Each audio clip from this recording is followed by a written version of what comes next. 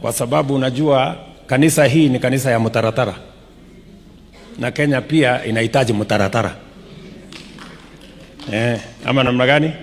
Si inahitaji mpango? So hiyo mtaratara iko sawa sawa.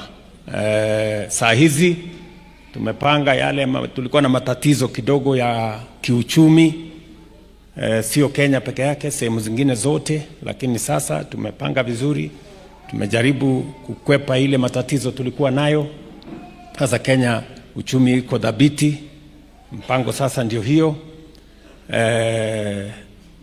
Kwa hii barabara yenu kutoka pale Kangemi tunakamilisha interchange, Gitaru tunakamilisha interchange, na sasa hii yenu hapa Kamandura tutaanza interchange. Wewe Bwana Mbugua, tuanze hapa, na mkitengeneza hii interchange make sure iko hiyo daraja ya hawa wananchi vile walivyosema.